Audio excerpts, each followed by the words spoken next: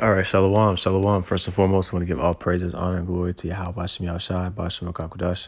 Double honors to the apostles and elders of Great Millstone, and peace and salutations to the elect. This is going to be addressing what to do if a family member takes the the first dose of the okay, and essentially, this is going to be more so how to rule your spirit. We can't control any individual's decisions on what they decide to do. You know what I mean? We know that the Most High is the one. Matter of fact, we can start that in Proverbs 16:1. It says, "The preparations of the heart in man and the answer of the tongue is from the Lord Yahweh." Okay, so the preparations of the heart, meaning what? The intentions. Okay, the word here is my rock, and it says an arrangement or a plan or preparation, a mental disposition. So somebody's mindset that they have, right? It says what? From Proverbs 6:1, the counsels of the heart. Okay, so the counsels of the heart, somebody's mental disposition is given to them, okay, from the Most High. Again, it says the preparations of the heart in man and the answer of the tongue is from Yahweh. All the ways of a man, and this is including women as well, men and women, all the ways of a man are clean in his own eyes, but Yahweh weigheth the spirits. And so I'll get this third verse as well. It says, "Commit thy works unto Yahweh, and thy thoughts shall be established." So that's how we're able to pretty much get an understanding of what's right and wrong, right? Because outside of the understanding of the Most High, you just think, well, I believe, or my opinion is that this is right, but we're not going off of opinions. We go off the scriptures, and that's how we make our decisions. Well, this is not the case for a majority of our people, being that they've turned their backs to Yahweh Shem Yashai in the sense of not worshiping him, not acknowledging him, not following him in sincerity and in truth, which is leading them to a lifestyle of disobedience, which ultimately will be recompensed by the form of death. And so, this is it's quote unquote harsh, but the scriptures speak about this. So let's first of all, let's go ahead and get this in Matthew, okay? Because Yahweh Shai had family members, physical family, actual family members. He had brothers. He had family. Okay. Now, does this mean that all of them were, in the truth? That all of them believe in him? Not all, right? You had individuals that grew up with him and saw him grow up that didn't believe as well. Okay, so this is Matthew chapter 13.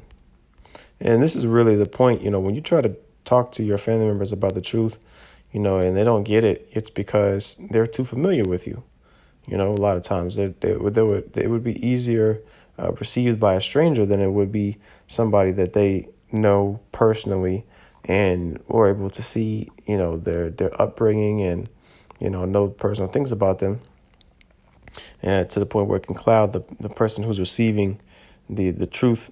It could cloud their judgment because they're like, oh, well, I can't take this person seriously. I saw them when they were, in the world or whatever it was, right? So this is Matthew chapter 13, verse 57. It says, and you know what? I'm going to just go ahead and get this. This is Matthew chapter 13, verse 57. It says, actually, no, I'll start up. This is verse 54. And when he was come into his own country, he taught them in their synagogue, insomuch that they were astonished and said, whence hath this man this wisdom and these mighty works? So, again, he was, went to his hometown, so to speak, to spread the same good news as was spread in other cities in Judea. And it says they were astonished, meaning they were surprised. They were, kind of taken back with what the information that Yahushua was presenting. It says to, let me see here, shock, to be struck with amazement. Here we go. Yeah, they were amazed. They were amazed at what the works he was doing and the wisdom that he had. Okay. And then this is where the demons started clouding their judgment. It says, is this not the carpenter's son? Because, of course, Yahushua was the son of Joseph, who was a carpenter. And it says, is not his mother called Mary? Which they were correct. They knew his parents. They were like, well, where did this guy come from? His parents are, regular people. They're not nobles or anything like that. Where is his credentials to be able to teach with this authority? That's the perception that they had. It says, is not his mother called Mary, and his brethren James and Joseph and Simon and Judas? And his sisters, are not they all with us? Whence then hath this man all these things? And they were offended in him. And here's the point. But Yahushua said unto them, a prophet is not without honor, save in his own country and in his own house. Meaning that when you have, again, family members or people that you that you grew up around, and they saw your upbringing, they're not going to respect you as much as somebody that may not know you, and they see you for what you're actually doing. And this is a flaw. With our family members, we may try to teach them about the truth, and they'll be less willing to receive the information, being that it's coming from us. Okay, but let somebody that they look up to, who they don't know personally, say the same information, they'll be more willing and ready to receive that information. And so this is the case with our family. Okay, where we try to tell them, hey, don't take this, don't do that, don't eat this pork, it's unlawful. We break down the scriptures to them. Hey, look, the MOB, it's the RFID chip. Some of them take heed, some of them won't take heed. Okay, but a majority of them minds will be blinded because of familiarity. Okay, and verse 58 here says, and he did not many mighty works there because of their unbelief. All right, so just because they thought that they knew who Yahushua was, that blinded their minds, man. They didn't have faith in what he was saying just because of who it was coming from, but they weren't paying attention to the information. Okay, and little did they know, he was the only begotten Son of the Most High. All right, and so when it comes down to our family members, again, we want them to be preserved, right? We don't want our family members to be put to death. We don't pray for that.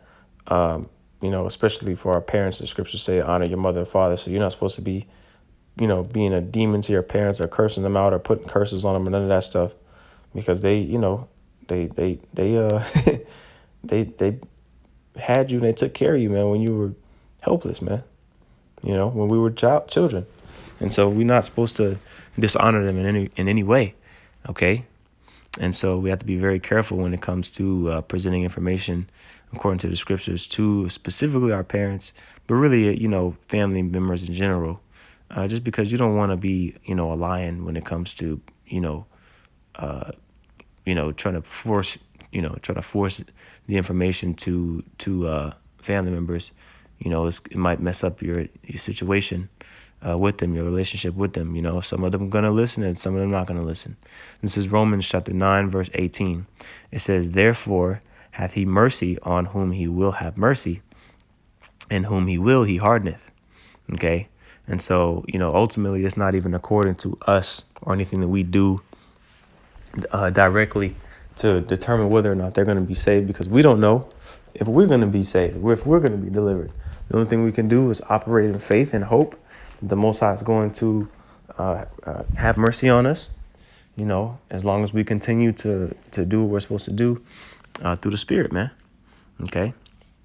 And so if, the Lord puts a spirit on a family member to, go do something demonic, especially after you carefully consult them to do otherwise, then that's outside of your hands, man. You treat them just like how you would treat somebody on the highways and byways that don't want to get it, in the sense of not trying to force them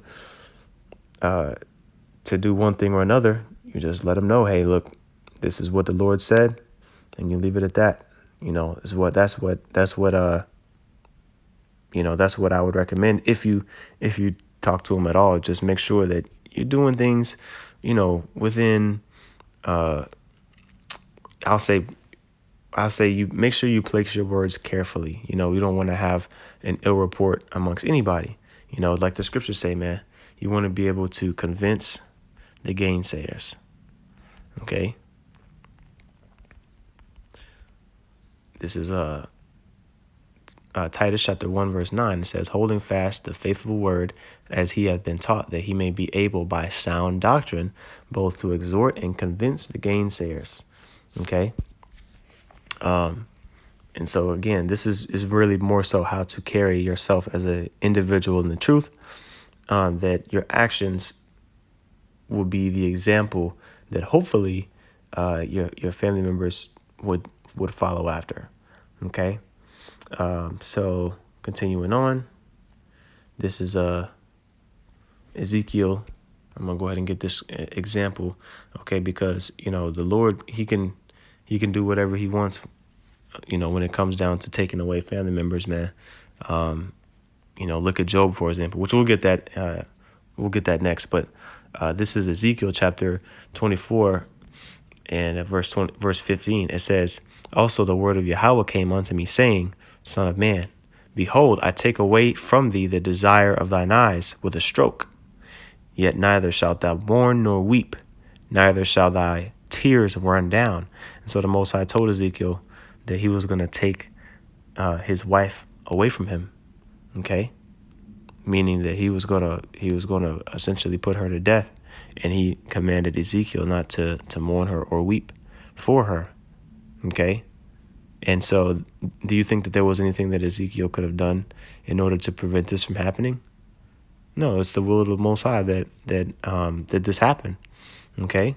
And, it doesn't really specify, exactly what it was that she may have done.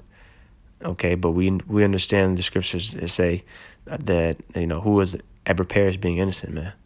We're all worthy. We all come short of the glory of the Most High, man. So we're all worthy of receiving that punishment for sin, for transgression. It says, verse 17, forbear to cry, make no mourning for the dead, bind the tire of thine head upon thee, and put thy shoes upon thy feet, and cover not thy lips, and eat not the bread of men. And so if you read verse 18, it says, so I spake unto the people in the morning, and at even my wife died, and I did in the morning as I was commanded. And so, man, look, of course, this is kind of I wouldn't even say an extreme example, because, stuff like this happens, man. The scriptures say time and chance happeneth to all men. We just pray that the Most High, give mercy to us, and we understand at the end that, hey, the elect, they're gonna be able to be preserved from that second death. And if your family members are 2/3, man, then it was written. This is Job, and this is I'm speaking to myself too. Everybody, not everybody's family members, not everybody's whole entire family tree is gonna make it, onto the chariot, man. Okay, that's just what it is. Because you have 2/3, man. Two out of every 3 Israelites not gonna get it. They're not gonna receive this truth, and they're not gonna repent. Okay, so we talk about the 2/3, and we understand that this can happen to our family members as well. If they take the chip, these same scriptures apply. Because ultimately, the first and the second dose of the what is only really a precursor to what's to come. Now, this is Job chapter 42. Now, this is what happens when you're obedient and you hold fast with what the situation that the Most High has put you in. This is Job chapter 42, verse 12. It says, so Yahweh blessed the latter end of Job more than his beginning, for he had 14,000 sheep and 6,000 camels and 1,000 yoke of oxen and 1,000 she asses. And he had also 7 sons and 3 daughters. And he called the name of the first Jemima, and the name of the second Keziah, and the name of the third Karin Hapuk. All right. And so the point is that when you read this here, it says specifically in verse 12, the Most High blessed the latter end of Job more than his beginning. And the scriptures say that, man, better is the end of a thing than the beginning. Matter of fact, let me go ahead and get it.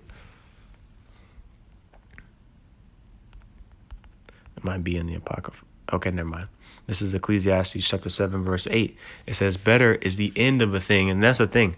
That's why we hastening the coming of the Lord, man, because, once this place is finished and it's over with, we're not going to have to worry about our family members being bugged out enough to even consider taking something as stupid as, any type of serum containing snow crab's blood and whatever wicked brew that this demon comes up with in the labs to inject inside their body, man. Okay. And that's not medical misinformation, man. That's, articles have been done on the ingredients, if you will, of those doses, man, that go inside people's bodies. And so, we don't advocate for that, man. Okay, the Most High made foods, okay, medicines. The scriptures say he created medicines out of the earth, and he that is wise will not abhor them. If you were wise, you're not going to ignore the foods that the Most High created for the maintenance of our health.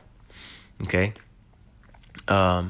It says, again, Ecclesiastes 7 and 8, better is the end of a thing than the beginning thereof, and the patient in spirit is better than the proud in spirit. Okay. Now let me go ahead and finish it out here in Matthew, the 12th chapter. Okay, because ultimately we know that, the true family members are the spiritual ones. The scriptures say that there is a friend that sticketh closer than a brother, and the reason being is because more than likely that friend that sticketh closer than a brother does is because you're a spiritual brother to that person. Spiritual family members. That's where it comes down to. All right, and that's why we call it the brotherhood. Now this is Matthew chapter 12, verse 46. It says, while he yet talked to the people, behold, his mother and his brethren stood without, desiring to speak with him. Then one said unto him, behold, thy mother and thy brethren stand without, desiring to speak with thee. But he answered and said unto him that told him, who is my mother, and who are my brethren? And he stretched forth his hand toward the disciples and said, behold, my mother and my brethren. And here's the key point. For whosoever shall do the will of my Father, which is in heaven, the same is my brother and sister and mother. And we have to really believe that, because those are the ones that are going to be in the right mind in these end times. They're going to be the ones that are avoiding the RFID chip, the ones that are avoiding the first and second dose of the what. Okay, they're not going to bow their knee to Baal, man, in the sense of listening to whatever the serpent tells them. Okay, that's why we crying out against this place for it to be brought down, because even though it's not within our power, we know that Yahushua has the power to bring it down. And when he returns, this place is over with, man. So we only got to hold on for a little bit longer until the Lord does return, and we're going to be good to go. So that's, essentially what to do, which the answer to what to do if your family takes a dose of the what is to rule your spirit, man, and understand the scriptures, because that's all we can do in these times. So Lord willing, this was edifying. With that, I want to give all praises, honor, and glory to Yahweh B'Shem Yahushai, B'Shem Mechakwadash. Double honors to the apostles and elders of Great Millstone, and peace and salutations to the elect. Shalom.